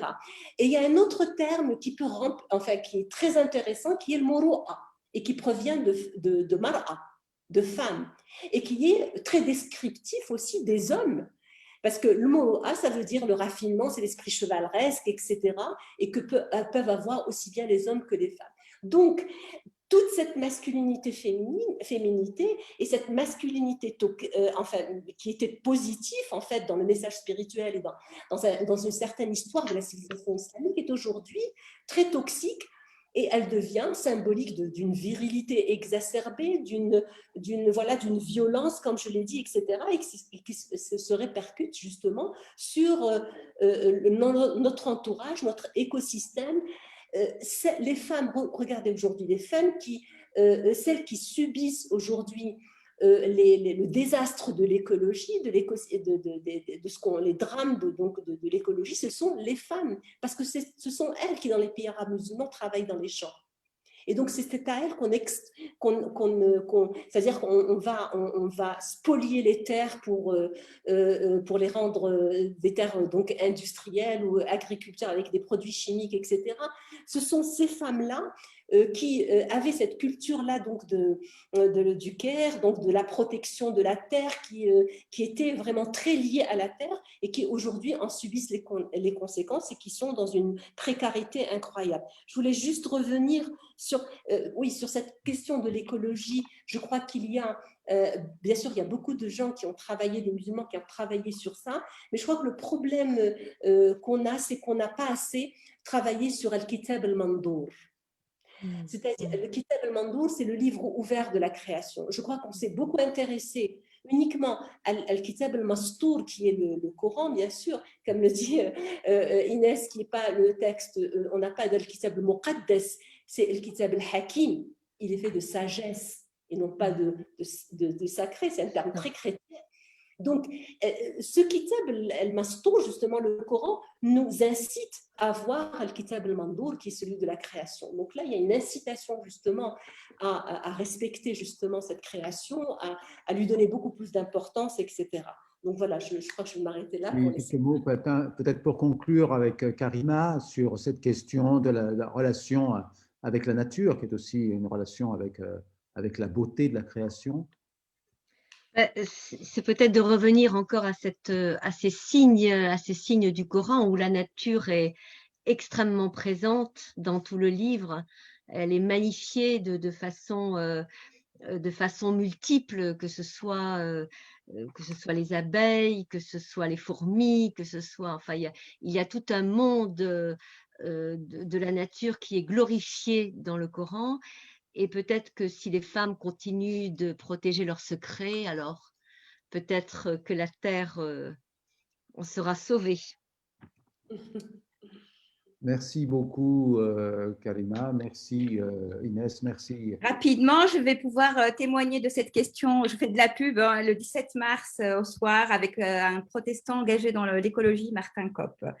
Donc voilà, si ça vous intéresse, il y aura le cas à 20h. Internet pour trouver les en ligne. coordonnées de cette nouvelle intervention. Voilà, merci à toutes trois pour ces très belles, ces très beaux exposés. Malheureusement, on doit s'arrêter à 21h, vraiment, c'est la limite. Donc, encore une fois, merci à Zora d'avoir fait ces belles présentations également. Et donc, l'IFCM continue en dehors de ses murs tant que la pandémie nous menace. Hein. Il y aura dans les semaines à venir d'autres conférences qui seront proposées par le moyen de Zoom. Vous pouvez aussi sur le site de l'IFCM visiter l'exposition qui est proposée. Il y a une exposition qui peut être regardée virtuellement en se promenant donc grâce à votre navigateur. Encore une fois, merci à toutes et à tous et à tous les participants et les participantes. Donc, je vous souhaite un rendez-vous dans les semaines qui viennent pour d'autres conférences avant notre programme du Ramadan qui commencera à la mi-avril jusqu'à la mi-mai et on espère enfin pouvoir rouvrir l'IFCM avant l'été ou en tout cas pendant l'été et à la rentrée, Inch'Allah. Bien, que la paix vous accompagne et à très bientôt, Inch'Allah. Assalamu alaikum wa rahmatullahi ta'ala wa barakatuh.